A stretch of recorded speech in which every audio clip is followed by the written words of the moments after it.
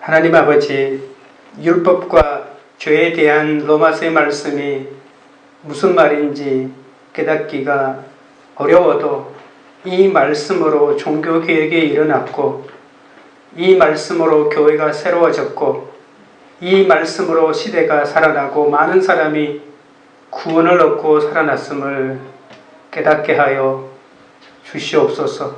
이 말씀을 통해 우리 믿음의 뿌리가 더욱 굳건히 세워지게 원합니다.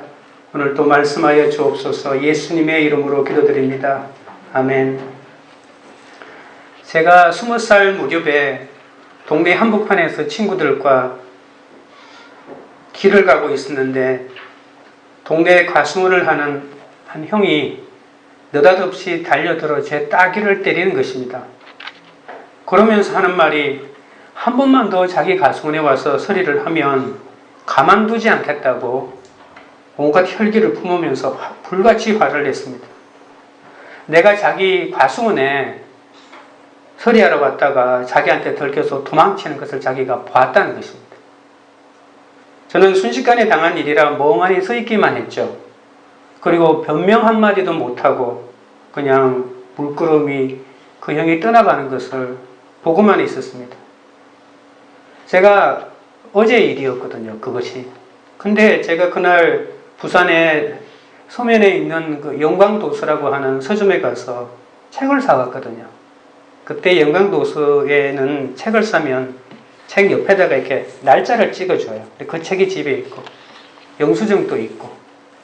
그리고 제 옆에 있는 친구가 하는 말이 자기가 그 서리한 사람이 누군 줄 안다는 거예요.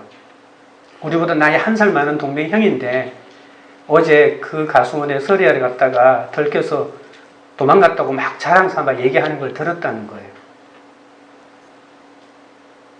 그러면 저는 이제 그 형을 찾아가서 책도 가지고 가고 그 친구가 한 말도 증거 삼아서 따지러 가야 되는데 제가 따지러 가지 않았습니다. 정말 억울했지만 왜 따지러 가지 않았는지 잘 모르겠어요. 그러면서 아마 제 성품으로 참았던 것 같습니다. 저는 얼마 전까지만 하더라도 성품으로 참는 것만큼 좋은 것은 없다고 생각했습니다. 그러면서 속으로 나는 참 착한 사람이고 저 형은 정말 쌍놈이고 못된 놈이고 자기 혈기에 그냥 어쩔 줄 몰라하는 사람이라고만 생각해왔고 잊어버렸지만 여태껏 제가 그렇게 생각해왔던 것 같습니다. 근데 이게 로마서를 가만히 보면서 이것이 하나님의 방법이 아니라는 것을 알게 되었습니다.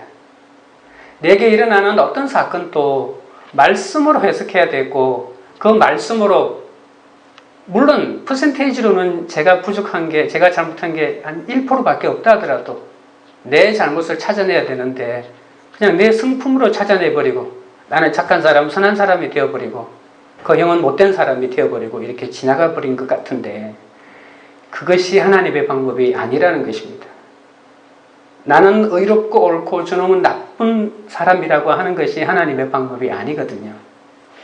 율법으로부터 자유한 사람에 대해서 우리가 지난주도 살펴보았잖아요.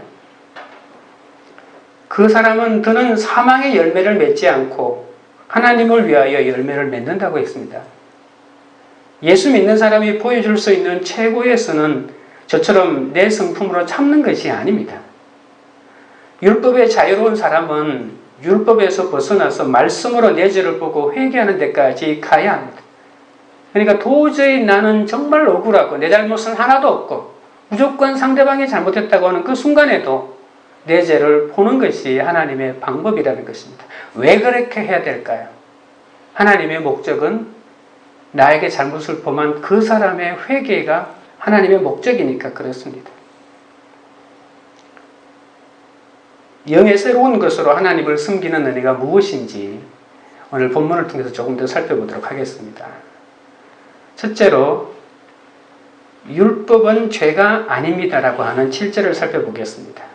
그런즉 우리가 무슨 말을 하리요? 율법이 죄냐? 그럴 수 없느니라. 율법으로 말미암지 않고는 내가 죄를 알지 못하였으니 곧 율법이 탐내지 말라 하지 아니하였더라면 내가 탐심을 알지 못하였으리라. 죄는 악한 것이지만 율법은 잘못이 없습니다. 이 율법은 모세를 통하여 이스라엘 백성뿐만이 아니라 모든 인류에게 주신 하나님의 법이니까요. 12절에 보시면 율법도 거룩하고 계명도 거룩하고 의롭고 선하도고까지 얘기합니다. 율법이 잘못이 아니라면 하나님의 법이 잘못될 리가 없으니까 그러면 누가 잘못이고 무엇이 잘못되었을까요? 율법이 우리에게 고통과 저주를 주어 절망하고 고통스럽게 하는 것은 율법이 잘못된 것이 아니라 그 율법을 지키지 못하는 인간이 잘못됐다고, 인간이 문제라고 성경은 계속 말합니다. 그래서 죄를 지은 우리가 고통을 겪는다고 합니다. 우리는 죄로부터의 해방도 필요하지만 이 율법으로부터의 해방도 필요하다고 했죠. 율법을 지킬 수 없는 본질적인 죄인이기 때문에 이 고통에서도 해방이 되어야 한다는 것입니다. 그런데 우리가 방금 오늘 본문에 있는 말씀을 읽었지만 이게 도대체 무슨 말인지 정확하게 들어오지는 않습니다. 율법이 악하지 않다면 율법이 왜 우리를 괴롭힙니까? 그것은 율법이 없을 때는 아무 문제가 아닌데 내가 율법이 알면, 나에게 율법이 오면 율법이 내 죄를 드러낸다는 것인데 그러면 우리가 고통을 겪습니다. 왜냐하면 숨겨진 죄가 드러나기 때문에, 죄가 아니라고 생각하는 것도 죄가 되기 때문에, 그러니까 역설이 숨어 있습니다. 율법으로 당하는 고통은 진짜 고통이 아니라 당연한 고통이라는 것입니다. 그래서 율법이 주는 고통을 겪고 회개로 나아가면 오히려 율법이 주는 혜택을 누릴 수 있지만 율법이 주는 이 내 숨은 죄를 드러내고 죄라고 하는 데 대하여 반발을 가지고 거부하게 되고 회개를 하지 않으면 정말 나중에 율법이 주는 진짜 사망의 고통을 겪는다고 하는 것이죠. 죄가 죄로 드러나는 것, 이거보다 큰 일은 없다는 것이죠. 그런데 말씀을 보면 정말 내 죄가 아니고 무조건 아내가 잘못하고 남편이 잘못하고 자식이 잘못한 그런 일까지도, 그런 사건까지도 내 죄를 발견하고 상대방의 죄는 관심을 기울이지 않고 내가 한 부분만큼, 그리고 내가 더 큰 문제인 것처럼 다룬다고 하는 것이 문제라는 것이죠. 예수 믿기 전에는 내 마음대로, 세상 기준대로 살아도 아무런 가책이 없지만 말씀을 알면 기준이 달라졌습니다. 그래서 율법은 우리에게 새로운 가치 기준을 제시해 줍니다. 세상 사람은 낙태를 여성의 인권이라고 말합니다. 하지만 말씀을 묵상하면 낙태를 살인이라고 합니다. 그래서 괴로워합니다. 하나님의 말씀을 받지 않았다면 이런 고민이 없었겠죠. 제가 가난한 신학교 시절에 큰딸이 20개월 정도 되었을 때였습니다. 제가 벌이가 없으니까 누군가 이렇게 벌이를 나가야 되잖아요. 그래서 아내가 유아교육을 했기 때문에 거기에 일자리를 막 찾고 있었는데 20개월 된 아이를 데리고 갈 수 있는 직장이 아내가 얻는 직장의 조건이라 쉽지가 않았습니다. 그런데 한 시립 어린이집이 자기 딸을 데리고 와도 된다고, 가능하다고 연락을 받고 출근을 한 일주일 정도 남겨두지 않고 준비하고 있었습니다. 그런데 하루는 어느 날 아내가 속이 울렁거린다면서 체한 것 같다고 병원에 갔다 오겠다고 하면서 집 옆에 새로 생긴 병원에 나갔습니다.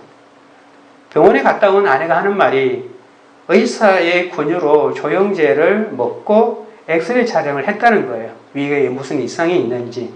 그런데 아무 이상이 없다고 하면서 집으로 돌아왔습니다. 그런데 병원에 갔다 온 후로도 아무 이상이 없다고 했는데도 계속 속이 안 좋아서 다시 병원에 갔는데 속이 안 좋은 것이 아니라 임신이라는 거예요. 근데 임신인데 엑스레이 촬영 때 사진을 또렷하게 나타내기 위해서 이 조영제를 먹잖아요. 근데 이 조영제가 태아에게 치명적이라는 겁니다. 그래서 거의 100% 가까이 기형아 출산이 될 확률이 많다는 거예요. 그러면서 법으로도 허용되니 임신 중절 수술을 해야 한다고 했습니다. 지금 생각해보면 저는 참 무심한 남편이었습니다. 그런 얘기를 듣고도 제가 아내를 데리고 산부인과에 가지 않고요. 병원에 따라가지도 않으면서 속으로는 아내가 생각도 못하고, 생각해 보십시오. 남편이 그런 말 할 수 있잖아요. 여자가 얼마나 칠칠치 못하면 임신한 것도 모르고 그 위험한 그런 조영제를 먹고 엑스레이를 찍었을까, 이런 원망이 막 생기잖아요. 그리고 한편으로는 아이를 낳으면 일하러 못 가면 우리가 뭐 먹고 살지, 이런 생각이 막 드는 거예요. 남편이라는 작자가. 그래서 제가 아내가 그 낙태 수술을 할 때 병원에 따라가지도 않았고 낙태 수술을 죄라고 여기지도 않았습니다. 아내는 혼자 산부인과에 가서 수술하고 죄책감마저 혼자 늘 담당했습니다. 본인이니까요.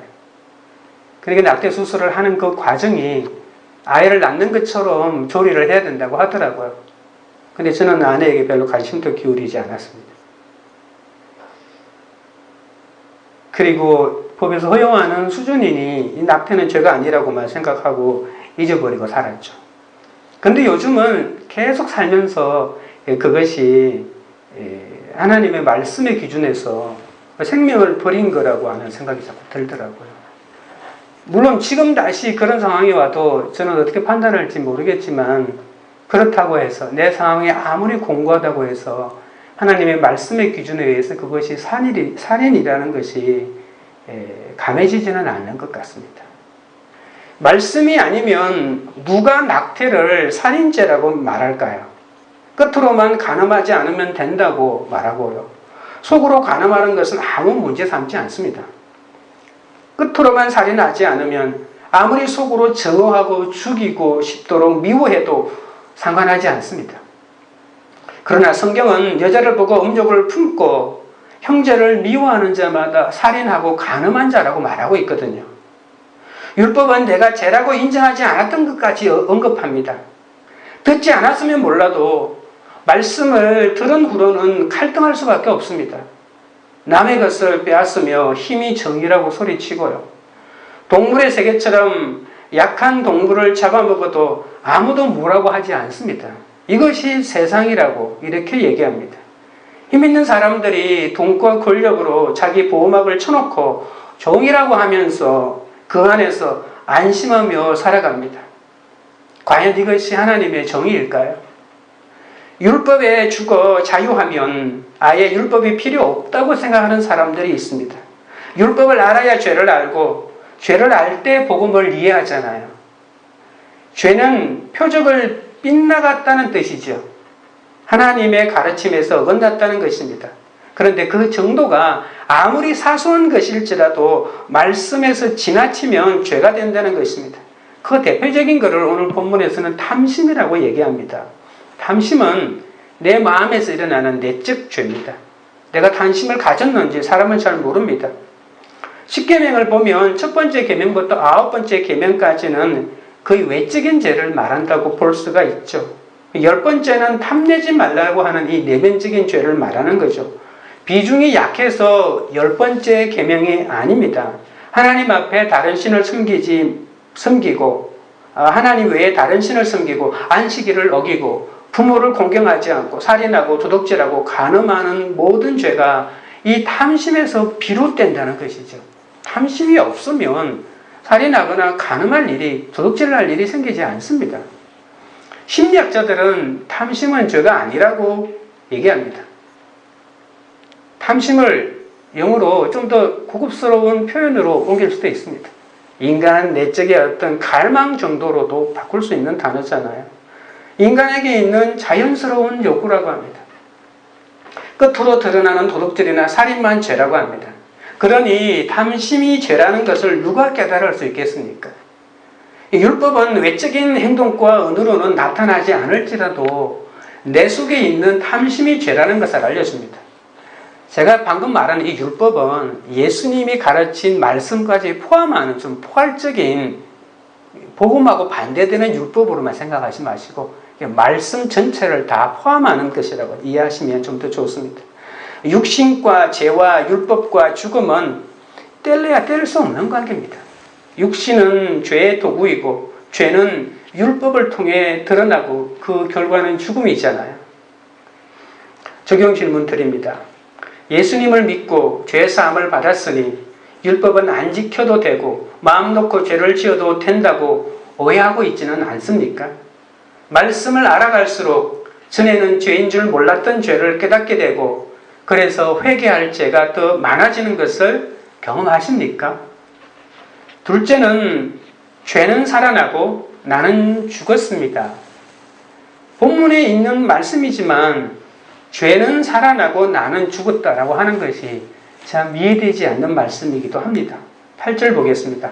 그러나 죄가 기회를 타서 계명으로 말미암아 내 속에서 온갖 탐심을 이루었나니 이는 율법이 없으면 죄가 죽은 것입니다.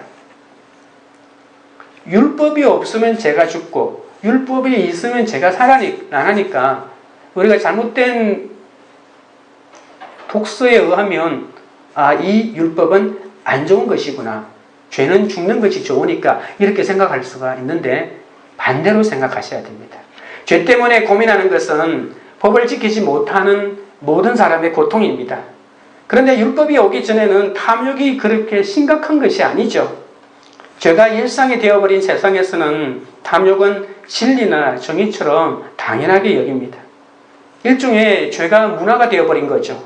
만약에 아담과 하와가 선악과를 따먹고 타락하지 않았다면 인류는 아직도 벌거벗고 원시 상태로 있을 것이다. 아담과 하와가 선악과를 따먹고 내 속에 어떤 탐심이라고 하는 욕구를 가지면서부터 인류는 문명을 이루고 발전했다. 이렇게 주장하는 사람들도 있습니다. 탐하지 말라는 계명이 없으면 좋겠지만 내 속에 탐심이 있다는 것을 깨닫는 순간 걸려 넘어질 수밖에 없습니다. 탐심이라고 말하지 않고 갈망, 욕구, 나의 성장의 원동력 아니면 소원 이런 정도로 해석해서 이걸 좋게 여기는데 성경은 느닷없이 탐심이 죄라고 얘기하니까 이게 걸려 넘어질 수밖에 없는 거죠. 죄가 아니라고 생각했는데 죄로 드러납니다. 남보다 조금 더 가지는 것이 탐심이지 않을까라고 하는 그런 의문을 가질 수밖에 없는 거죠. 그러니까 걸려 넘어질 수밖에 없는 겁니다. 율법이 없었던 아담에서 모세까지 율법이 없던 시기에도 범죄한 사람에게는 사망의 왕노릇을 했죠. 그런데 좀 잘못이 있기는 해도 좋은 게 좋다며 그냥 넘어간 것이 참 많습니다. 정확한 법이 없기 때문에. 지금 많은 새로운 범죄가 나타나잖아요. 근데 이 새로운 범죄에 대한 법 규정이 없으면 그 사람에게 죄를 묻기가 쉽지가 않습니다. 기회는 이 기회를 얻는다고 8절이 말하는데 기회라고 하는 말은 이게 거점이라고 하는 뜻입니다. 죄가 율법을 거점으로 삼아 탐심을 이룬다는 거죠. 그러니까 이 탐심이 죄가 우리 삶 가운데 발현하는 하나의 중요한 하나의 단초가 된다는 것입니다. 그래서 탐심이 없으면 이 죄가 별로 준동 못합니다. 율법이 죄가 들어오는 일종의 통로 역할을 한다는 것이죠. 계명을 받은 이후에는 죄가 분명해졌습니다. 율법이 등장하면서부터 탐심을 자극하여 적극적으로 일으켜 세우고 숨겨진 것까지 드러나고 그리고 드러난 죄를 격동시킵니다. 율법이 하지 말라고 하니까 더 호기심이 생겨서 죄를 짓습니다. 하나님이 동산나무의 실과는 다 먹어도 되지만 선악을 알게 하는 나무를 먹지 말라고 하니까 사탄이 그것을 기회로 삼아서 원죄를 짓게 한 것처럼 말합니다. 여러분 만약에 하나님이 그 선악과를 따먹지 말라고 한 말을 안 했다면 이 아담과 하와가 그것을 따먹지 않았겠죠. 그러나 하나님은 일종의 약간 훈련을 시킨 거예요. 하나님을 계속 선택하도록 하나님의 말씀에 순종하고 하나님을 계속 선택하면 이 하나님에 대한 하나님이 내 삶의 주인이라고 하는 이 강한 믿음이 아담에게 더 많이 만들어지거든요. 그러면 하나님의 사명을 감당할 수 있으니까 하나님이 훈련하기 위해서 그것을 만든 거죠. 그래서 어떤 사람은 하나님은 왜 선악과를 만들어가지고 우리에게 이렇게 고통을 주나라고 했는데 아무나 이래놓고 이거 따먹지 말라 이렇게 했다는 거예요. 진짜 선악과가 있은 것이 아니고. 사탄이 그것을 기회로 삼아 원죄를 짓게 한 것처럼 인간의 본성은 하지 말라고 하면 더 하게 되어 있다는 것입니다. 간음하지 말라는 계명이 있기 전까지는 적당히 살았죠. 그죠? 그 말을 듣고 난 후부터는 더 하고 싶다는 것입니다. 갖지 못한다고 하니까 더 갖고 싶습니다. 오늘이 마지막이라고 하니까 더 욕구가 생기는 것과 비슷합니다. 업무와 충동과 격동이 율법이 없을 때보다 더 활발하게 일어난다는 것입니다. 방송에서 범죄를 재현하는 프로그램이 있잖아요. 그것이 많은 범죄를 다시 만들어내는 하나의 일종의 약간 모판처럼 사용되기도 했습니다. 그래서 교도소에 가서 범죄를 배워오기도 한다고 하잖아요. 폭력적인 드라마가 나오면 그걸 흉내내는 것과 같습니다. 우리는 끝으로 탐하지 않고 속으로 탐하는 법을 알고 있죠. 말로 하지 않고 생각으로 합니다. 그러니까 이 갈등이 내 안에서 계속 자라고 있는 거예요.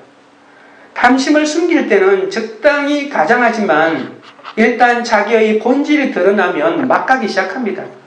하나님의 율법이 들어오면 다 드러나기 때문에 이렇게 해결할 길이 없습니다. 그렇다고 율법이 잘못됐다고 말할 수 있을까요?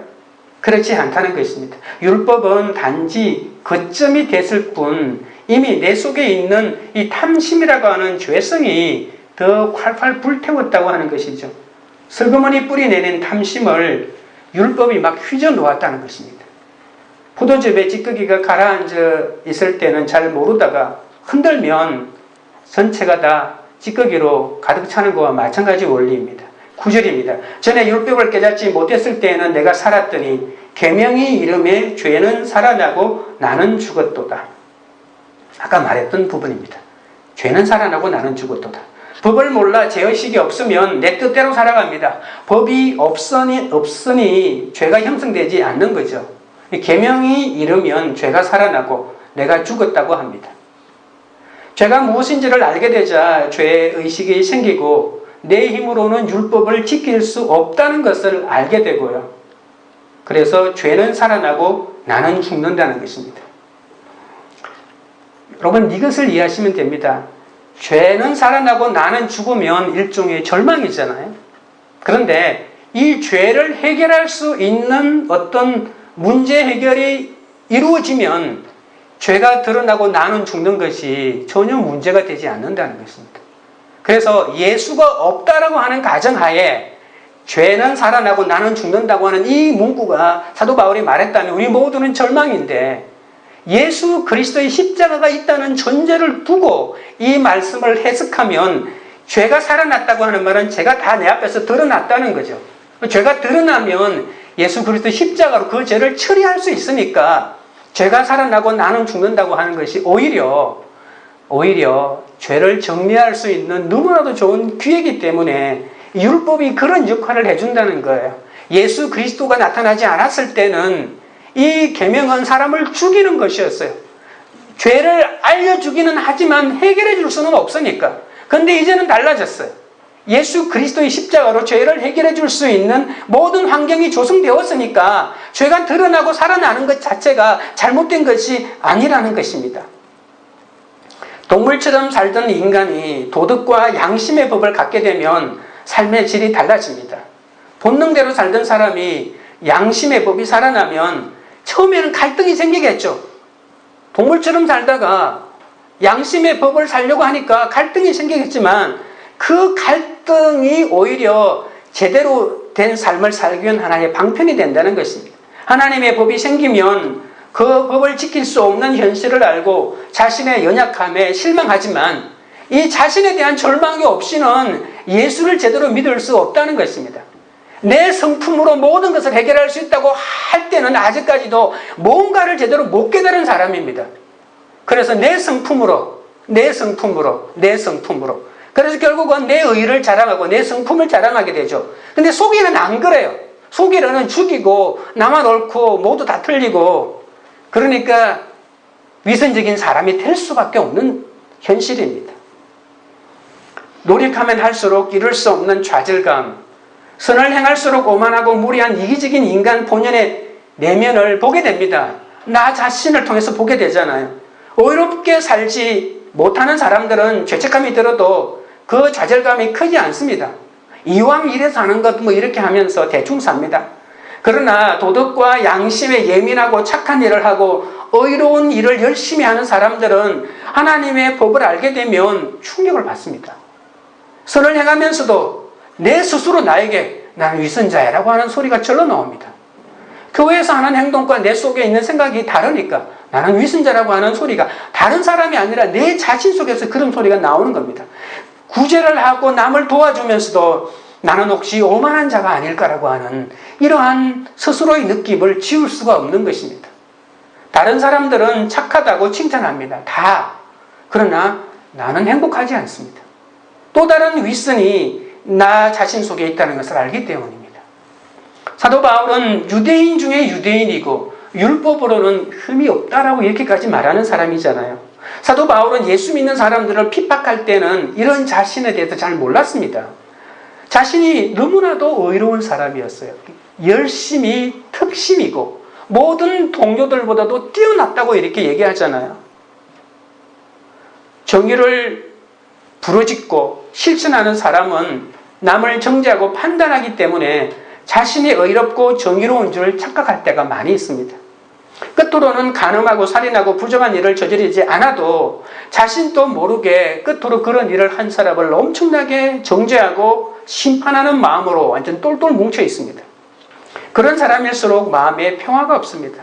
늘 불안하며 쫓기듯 삽니다. 정의롭기는 한데 불안하고 진리를 외치는데 왜 불안하죠?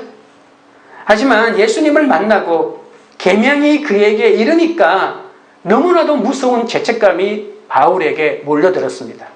스데반을 돌로 쳐 죽이고 이웃 나라에까지 가서 예수 믿는 사람을 잡아 예루살렘으로 압송해도 어떤 죄책감도 느끼지 않고 자부심만 가득했던 그가 율법을 지키려 할 때마다 뼈를 깎는 고통을 느끼면서 이제는 오라 나는 공고한 자로다.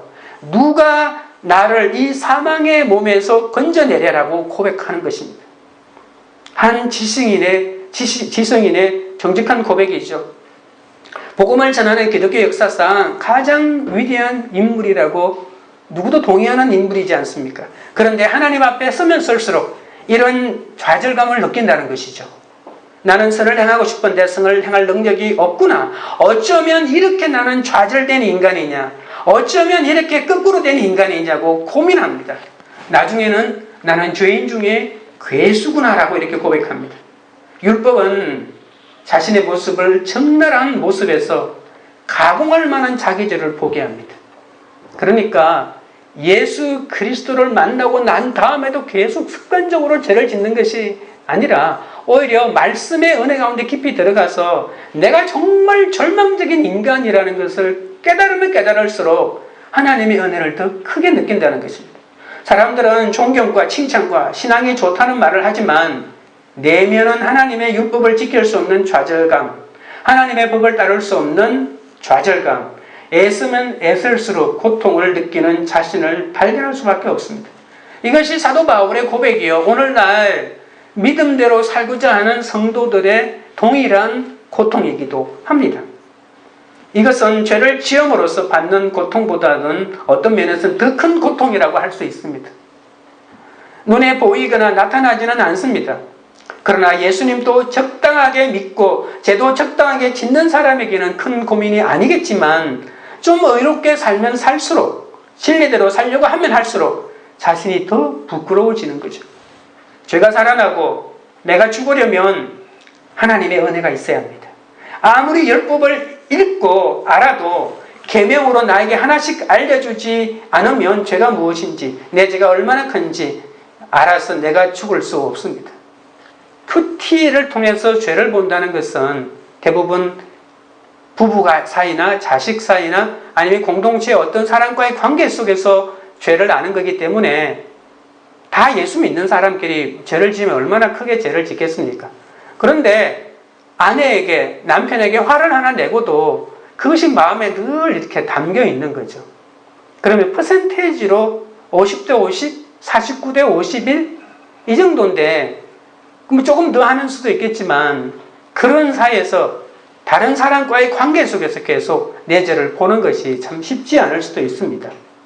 하지만 말씀을 통해서 퍼센테이지가 중요하지 않고 내가 49 잘못했다 할지라도 내가 100% 잘못한 것처럼 이렇게 내 죄를 고백하게 되는 것이 이 말씀의 은혜고 거룩으로 가는 하나의 과정이라는 것입니다.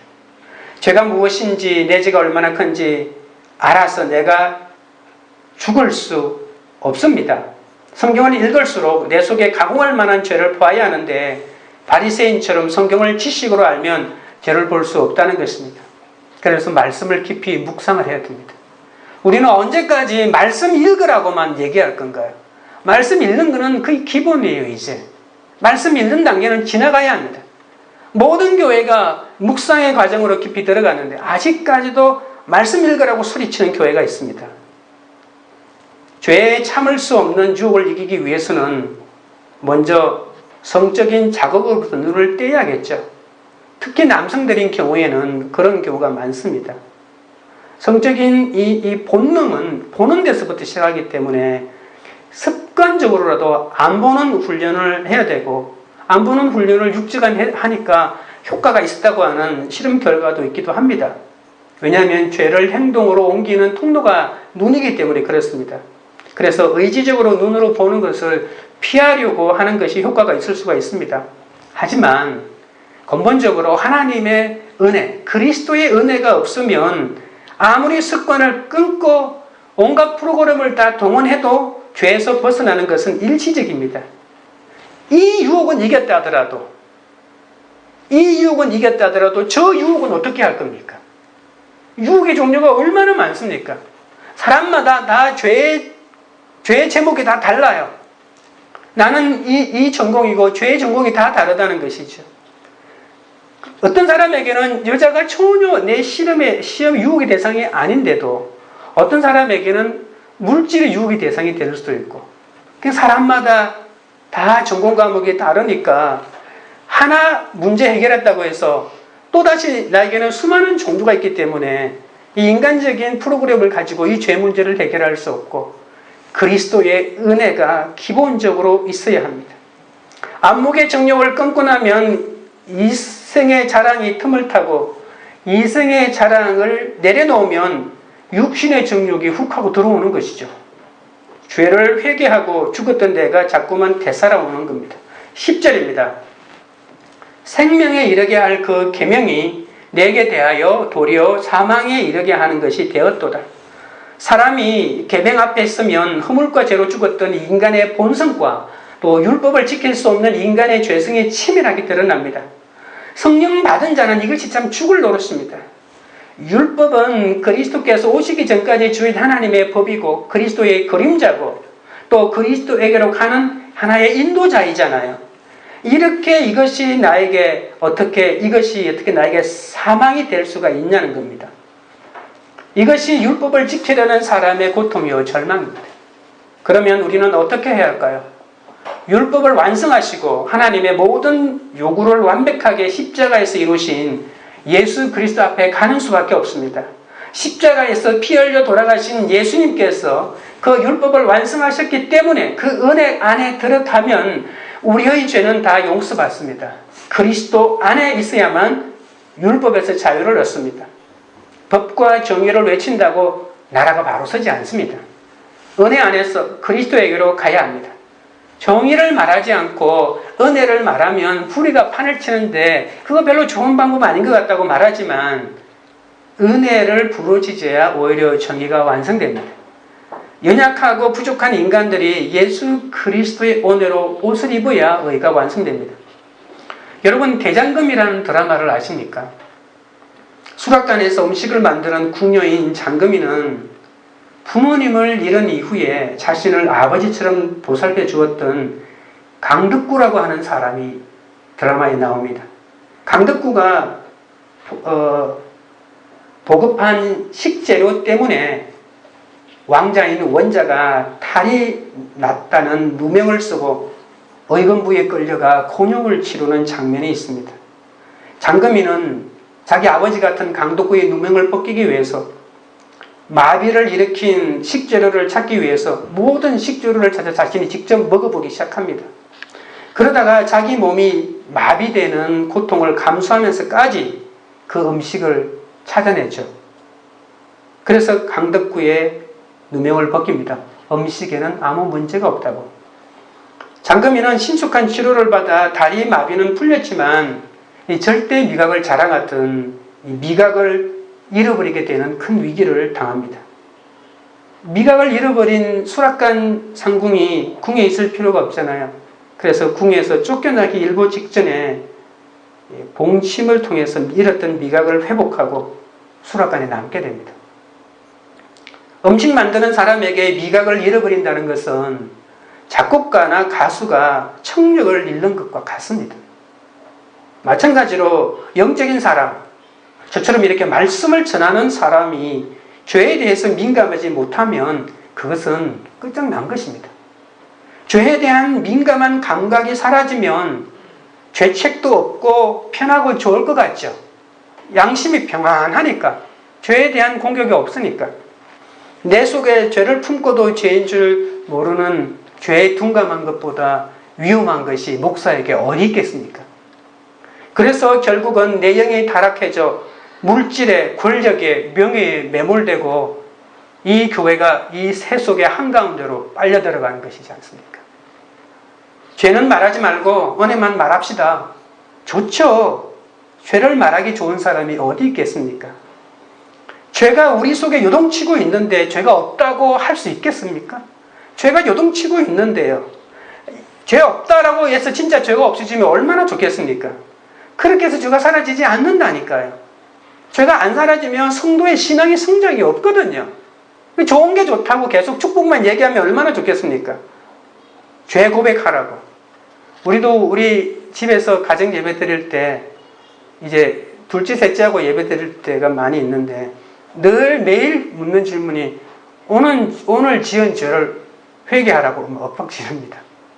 지금은 뭐 당연한 것처럼 받아들이지만 지금은 어린아이니까 어머니에게 잘못한 죄를 다 이렇게 고백하는 수준이지만 이 말씀으로 내 죄의 깊이를 보게 되면 이 절대 미각을 가진 수락관 상궁처럼 하나님의 사명을 감당할 수가 있는 것이죠. 감각이 살아나면 가시에만 찔려도 아픕니다. 죄에 대한 감각이 살아나고 말씀이 깊어져 그 감각이 더 예민할수록 아파서 견딜 수가 없습니다. 자기는 아프지만 그 사람이 뱉어내는 말씀과 위로가 다른 사람을 정화시킨다는 것이죠. 남들은 사소한 죄라고 하지만 나는 그 고통 때문에 참을 수가 없는 것, 내 죄 때문에 아파서 애통하는 것, 애통하는 자는 복이 있나니. 그러니까 이 애통의 수준이 그 수준이라는 것이죠. 미국의 초대 대통령 조지 워싱턴에 대한 일화입니다. 1784년 워싱턴이 대통령이 되기 5년 전인 52세 때 일어난 일입니다. 워싱턴의 특징이 치아가 거의 없었다고 합니다. 그런데 워싱턴은 치과의사를 고용해서 자기 집에서 부리던 노예들을 불러서 무려 7개나 치아를 발치해서 자기 입에다가 다 이식을 했다는 거예요. 저희도 어릴 때 워싱턴에 대한 전기를 읽었는데 그 제일 앞에 표지가 벚나무 하나 심어놓고 이렇게 붙잡고 있는 그림이었어요. 벚나무 자기가 베어버렸다고 정직하게 아버지에게 말했던 그 유래가 유명하잖아요. 그런 워싱턴에게는 너무나도 어울리지 않는 얼마 전에 발행한 이 전기 작가들이 발굴한 일화인데요. 아무리 믿음이 좋고 교양이 있어도 그 당시 그 시대 가치관을 뛰어넘기가 힘듭니다. 그 시대는 모든 사람이 이 노예를 인정하고 있었잖아요.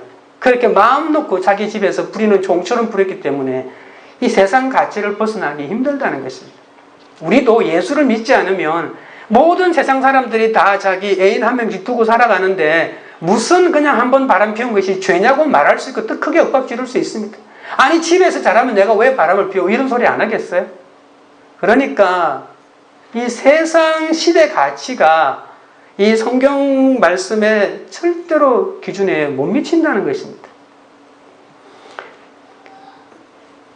그러나 계명이 나에게 이르면 도덕과 윤리를 넘어서는 죄를 알게 됩니다.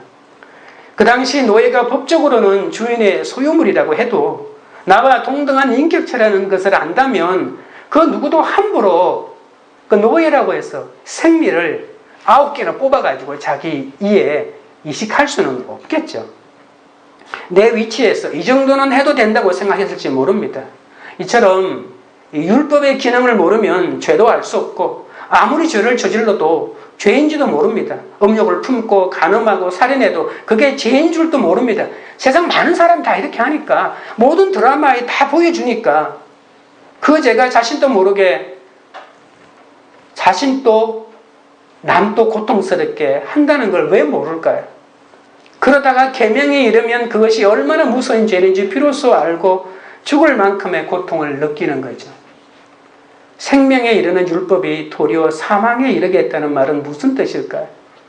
성경을 읽으니 괴롭습니다. 그죠? 하나님의 말씀을 알아갈수록 내 죄가 보여서 죽을 것 같습니다. 큐티를 해서 인생이 괴로워졌다고 고백하는 사람들이 많이 있습니다. 일주일에 한 번 설교를 듣고 찔림을 받는 것도 힘드는데 날마다 말씀을 보고 내 죄를 깨달으라고 하니까 어떤 사람은 아침마다 재고백하는 큐티를 올리니까 왜 내가 아침마다 저렇게 그냥 찌질한 재고백을 들어야 하느냐고 이렇게 고백할 수도 있습니다. 죄를 깨닫는 것이 이렇게 고통스럽습니다. 그리고 다른 사람의 죄를 듣는 것도 이렇게 고통스럽습니다. 11절입니다. 죄가 기회를 타서 계명으로 말미암아 나를 속이고 그것으로 나를 죽였는지라. 아까 앞에 나왔던 본문하고 거의 비슷한 구조죠. 계명으로 말미암아 결국 죄가 나타나고 죄는 언제나 우리를 속인다는 겁니다. 죄는 우리가 죄를 지으면 만족을 얻는다고 속입니다. 죄에 대해서 충분히 핑계댈 수 있다고 합니다. 그래서 죄를 지어라. 들키면 핑계대면 된다. 죄가 주는 결과는 언제나 내가 바꿀 수 있다고. 죄의 결과는 사망이라고 하는 말을 믿지 마라. 죄의 결과는 내가 바꿀 수 있다고. 새로운 여자를 만나면 행복해지고 넓은 집을 사면 만족한다고 합니다. 자녀들이 좋은 대학에만 들어가면 이제는 불행 끝 행복 시작이라고 합니다. 나는 그럴 수밖에 없었어. 누구도 그런 상황에서는 그렇게 할 거야. 부모 잘못 만났어. 남편이 돈을 못 벌어왔어. 때를 잘못 만났어. 다른 여자 만난다고 큰일 나는 게 아니야. 포로는 한번 봤다고 누가 뭐라고 하겠어. 남들도 다 그렇게 살아. 괜찮아라고 합니다. 죄는 그렇게 우리를 속이고 또 속여서 결국 나도 죽고 남까지 죽이게 만든다는 거죠. 다른 사람의 제 고백을 들으면 어떻게 저럴 수가 있어라며 나 정도면 괜찮은 사람이라고 혹시 생각하지는 않습니까? 살인한 적도 바람 피운 적도 누구에게 사기를 친 적도 없으니 험이 없다고 생각하십니까? 나만큼만 하고 살면 이 세상이 깨끗해질 수 있을 거라고 믿습니까? 사도 바울도 자신이 괜찮은 사람이라고 생각하며 하나님의 법을 어기는 줄도 모르고 열심히 교회를 핍박했습니다. 그런데 하나님을 만나고 죄의 속임에서 벗어나 보니 자신은 율법의 내적 요구는 하나도 만족하지 못한 추악한 인간임을 비로소 알게 됐습니다. 우리도 죄의 속임에 넘어가고 있지는 않는지 점검해 봐야 합니다. 그렇게 속으며 살다가 회개할 기회 맞아 잃는다면 그때야말로 진짜 우리에게 남는 것은 죽음밖에 없습니다. 적용 질문 드립니다. 내가 계명이 이루도록 매일 말씀을 묵상합니까? 말씀으로 내 죄가 살아나는 것이 은혜로 믿어집니까? 큐티까지 하니 나 정도는 괜찮아 하면서 실상은 말씀에도 죄에도 감각이 없는 영적 감각을 잃은 자는 아닙니까? 셋째로 율법은 선합니다. 12절 이로보건대 율법은 거룩하고 계명도 거룩하고 의로우며 선하도다. 율법에는 하나님의 의로우심이 나타나고 구원에 이르는 지혜가 있다고 합니다. 거룩한 삶을 살게 합니다. 가난한 자를 돕고 이웃을 사랑하라는 하나님의 선하심이 말씀 가운데 나타나잖아요. 그런데 그 선한 율법으로 내 죄를 알면 절망할 수밖에 없습니다. 율법이 오기 전에는 죄를 문화처럼 자연스럽게 받아들이다가 이 율법이 마음에 들어오면 죄 아닌 것이 하나도 없습니다. 자신의 숨겨진 부분이 다 드러나 죄를 감출 수가 없습니다. 그런 나를 직면하는 것이 고통입니다. 죄는 우리를 멸망시키지만 그러나 율법은 죄를 똑바로 보게 한다는 것입니다. 죄로 망하는 고통이나 죄를 똑바로 보는 고통이나 다 똑같은 고통입니다. 자기 안에 있는 죄를 보고 잘못을 인정하기가 너무 어렵습니다. 자꾸 변명하면서 그렇지 않다고 말합니다. 정직하게 자기의 허물과 죄를 본다는 것은 쉬운 일이 아닙니다. 사업이 부도가 나고 남편이 바람을 피우고 자식이 속 썩이고 시어머니가 힘들게 하는 것이 최고의 고난이 아닙니다. 내 속에 죄와 더러움을 보게 되면 나도 실은 나 자신 때문에 죽을 것 같은 절망을 느낍니다. 피할 수 없는 인생의 고통이 축복이 되기 위해서는 자기 죄를 알아야 합니다. 죄가 살아나고 나는 죽는, 내 죄를 깨닫고 나면 나 같은 죄를 살려주신 하나님의 은혜 때문에 무엇을 하든 인생의 목적이 구원이 초점이 된다는 것입니다. 예수를 모르는 사람은 모르겠지만 내 죄를 고백하는 즉시 우리는 하나님의 은혜, 예수 그리스도의 십자가의 은혜를 고백하게 되니까, 십자가가 없다면 그 죄책 때문에 내가 죽겠지만 말입니다. 우리는 전적으로 타락했기 때문에 이 땅에서 겸손할 수밖에 없는 환경이 축복입니다. 고난을 당해봐야 십자가를 이해합니다. 고난이 축복입니다. 하나님의 뜻은 우리가 모든 율법에서 구속되고 깨끗하는 데 있습니다. 핍박하는 남편과 시어머니, 시누이를 결박하는 것이 아니라 질긴 나의 위선과 교만이 먼저 결박되어야 그 가족을 구원할 수 있습니다. 고난이 없으면 겸손해지기 어렵습니다. 말씀은 심령이 가난한 이들에게도 풍성해진다고 하지 않았습니까? 나를 힘들게 하는 사람들은 나를 긴장시켜서 영적으로 깨어있게 하지만 잘해주는 사람은 하나님을 잊고 쾌락을 쫓게 만듭니다. 누가 더 좋은 부모고 누가 더 좋은 자식입니까? 13절입니다. 그런즉 선한 것이 내게 사망이 되었느냐? 그럴 수 없느니라. 오직 죄가 죄로 드러나기 위하여 선한 그것으로 말미암아 나를 죽게 만들었으니 이는 계명으로 말미암아 죄로 심히 죄되게 하려 함이라. 율법은 선하고 의로운데 어떻게 사망이 될 수 있냐라고 하는 질문이 계속해서 오늘 본문에서 반복되죠. 율법이 죄입니까? 본문은 계속 아니라고 합니다.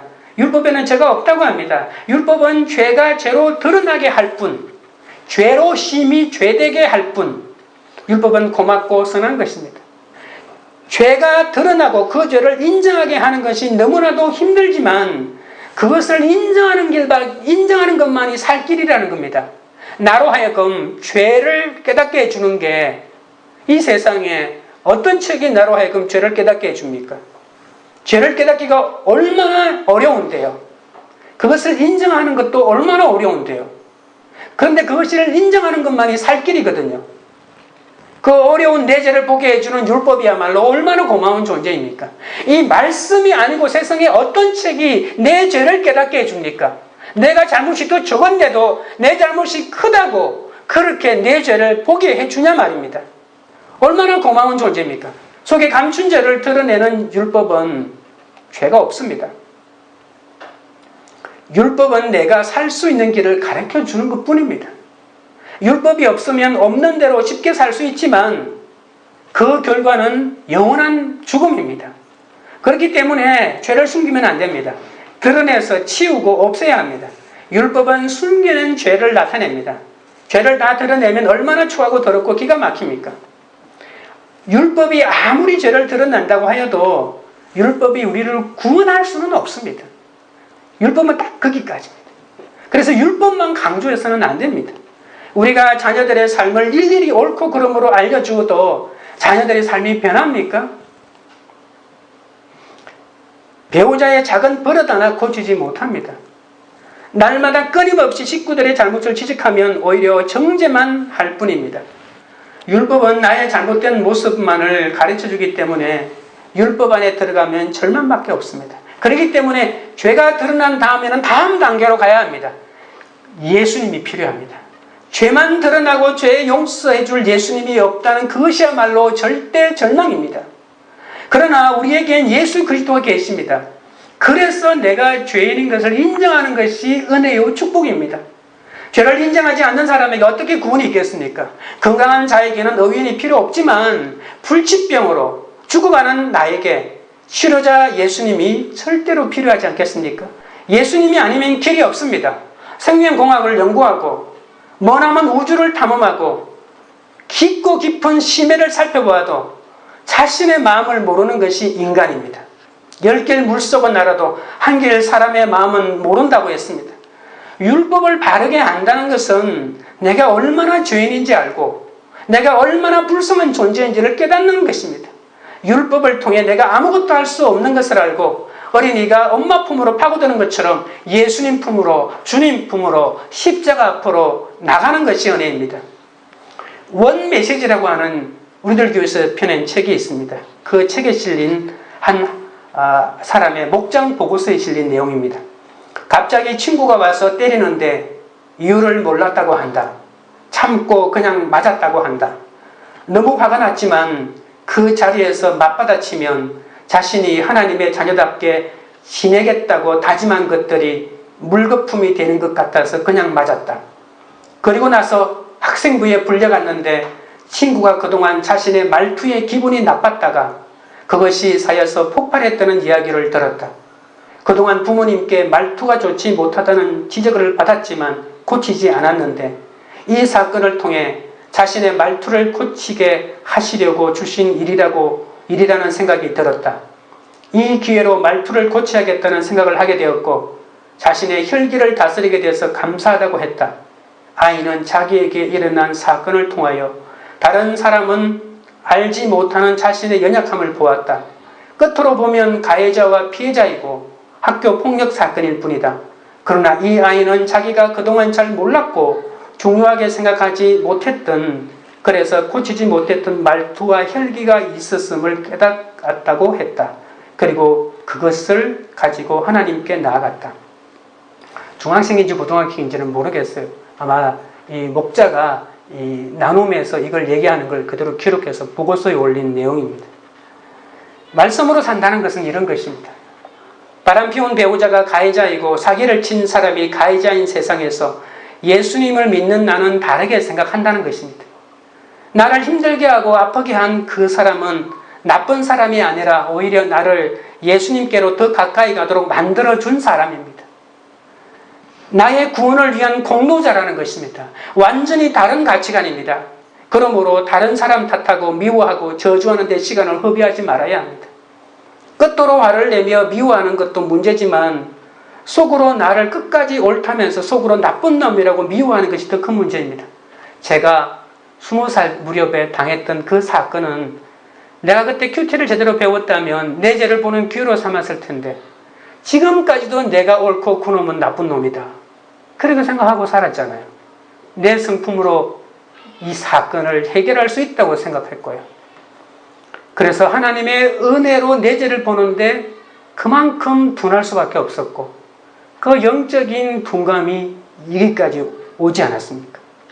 나는 죄인이고 율법을 지킬 수 없습니다. 육신에 속하여 죄 아래 팔린 존재입니다. 옳고 그름의 문제로 인류는 끊임없이 싸우지만 길은 하나밖에 없습니다. 죄가 살아나는 은혜, 죄로 심히 죄되게 하는 은혜는 십자가밖에 없습니다. 죄가 어떻게 살아나고 나는 죽습니까? 십자가입니다. 율법이 선한 것으로 나에게 효력을 미치려면 예수 그리스도의 십자가를 통과해야 합니다. 십자가는 죄인인 내가 예수 그리스도와 함께 죽은 것이죠. 내가 조금이라도 살아있으면 계명에 이르기가 힘듭니다. 율법을 통해 내 죄가 살아나는 은혜를 경험하고 내가 아무것도 할 수 없는 죄인이기에 하나님만을 사모하고 삶의 모든 영역에서 하나님만을 의지하고 전심으로 사랑하는 것이 바로 율법의 정신입니다. 그러므로 율법은 선한 것입니다. 율법은 죄가 없습니다. 적용 질문 드립니다. 죄를 드러내는 말씀이 지겹고 힘듭니까? 큐티를 해도 죄가 해결되지 않는다고 하면서 죄를 끊는 대신 큐티를 끊었습니까? 하나님을 전적으로 의지하지 않았어 나의 큐티와 예배와 기도가 무력하다는 것을 인정합니까? 말씀을 맺겠습니다. 율법은 죄가 아닙니다. 율법은 죄를 알게 해줍니다. 율법이 없으면 죄를 알 수 없습니다. 그러나 이 율법으로 죄를 이기지 못합니다. 율법은 죄의 능력을 알려줄 뿐입니다. 율법으로는 구원이 없습니다. 율법은 거룩하고 의롭고 선합니다.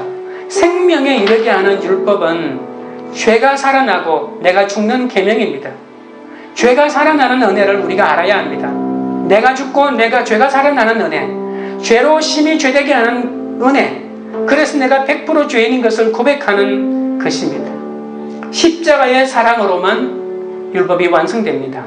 십자가의 사랑으로만 죄가 살아납니다. 우리는 율법이 있어도 없어도 나 자신에게 절망할 수밖에 없는 존재입니다. 율법이 죄가 아니라 십자가의 사랑 안에서 나에 대해 절망하며 울릴 밖에 없는 우리의 인생입니다. 우리는 정말 내 죄에 대하여 울어야 합니다. 속상해서 울고 환경 때문에 힘이 들어서 연민 때문에 우는 것이 아닙니다. 내 자신의 죄에 대하여 직면하고 드러나지 않고 감춘 부분마저도 인정하고 그 숨겨진 모습을 인정하게 해달라고, 도와달라고, 감추어진 나의 누더기 같은 모습이 드러날 수 있도록 해달라고 기도해야 합니다. 우리에겐 예수 그리스도의 사랑밖에는 길이 없습니다. 찬양하고 기도하겠습니다.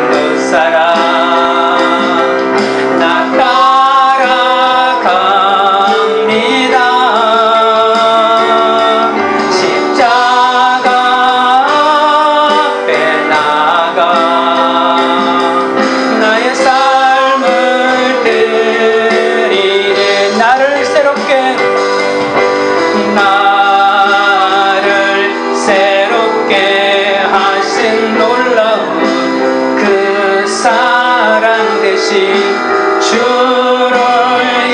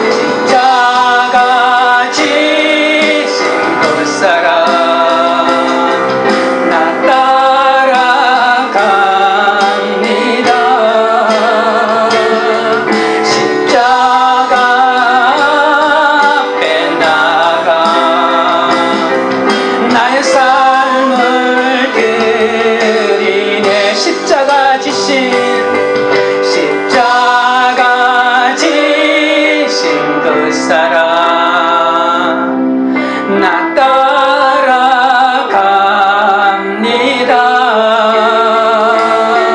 십자가 앞에 나가 나의 삶을 드리네. 우리 기도하실 때 예수님을 믿고 죄사함을 받았으니 율법은 안 지켜도 되고 마음 놓고 죄를 지어도 된다고 오해하지 않게 해달라고 기도하시겠습니다.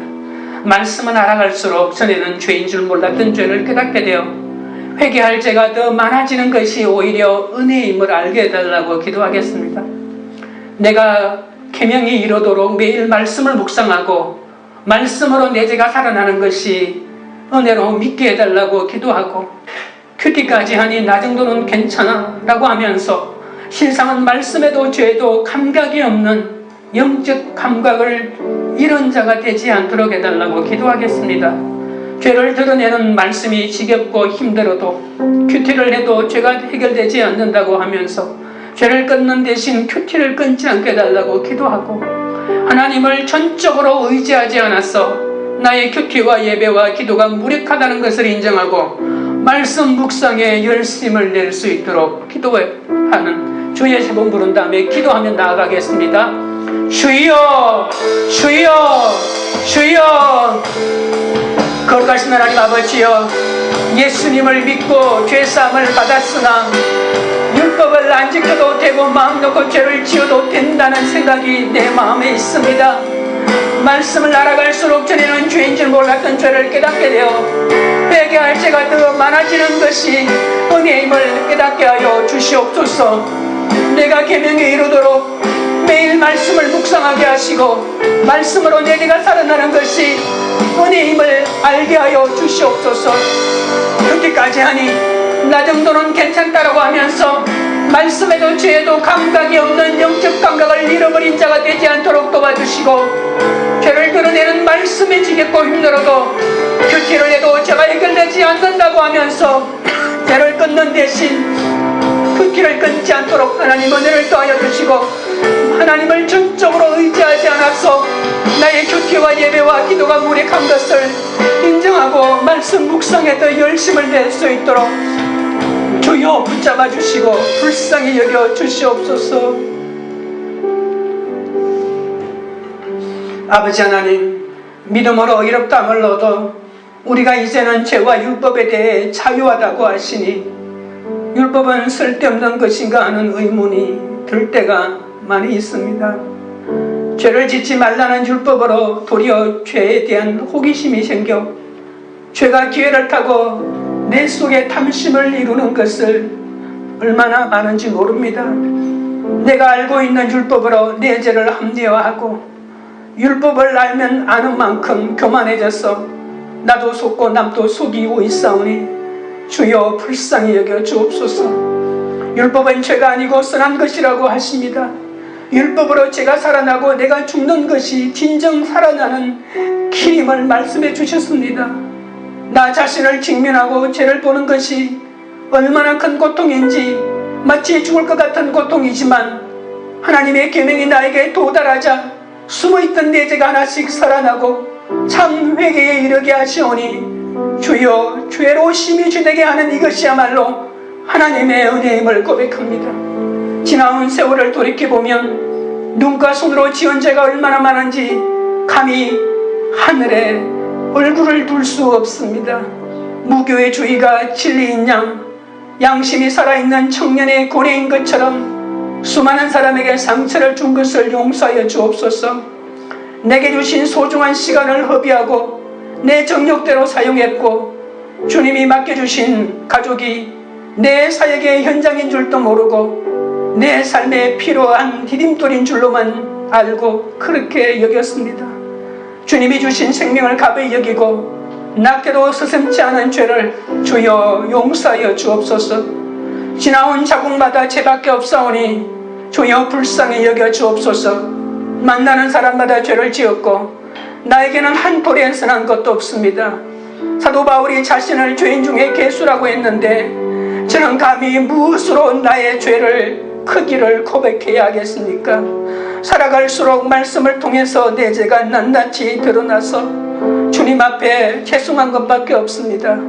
죄가 깊으면 깊을수록 주님을 바라보게 하옵소서. 나를 위해 죽어주신 십자가의 주님만을 의지하게 하옵소서. 불쌍히 여겨주시고 도와주옵소서.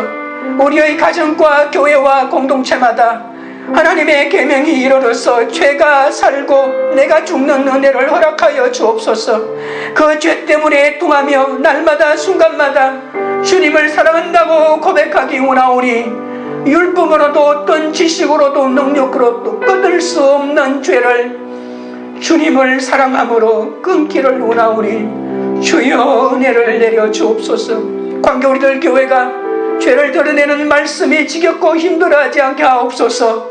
큐티에도 죄가 해결되지 않는다고 죄를 끊는 대신 큐티를 끊지 않게 하시고 날마다 말씀을 듣는 구조 속에 공동체가 있게 하시고 죄를 고백함으로 죄를 이기는 공동체 되게 하옵소서. 하나님을 전적으로 의지하면서 다시 예배와 큐티를 시작하며 그러한 하나님에게 가까이 가는 공동체 한 사람 한 사람이 되도록 인도하여 주시옵소서.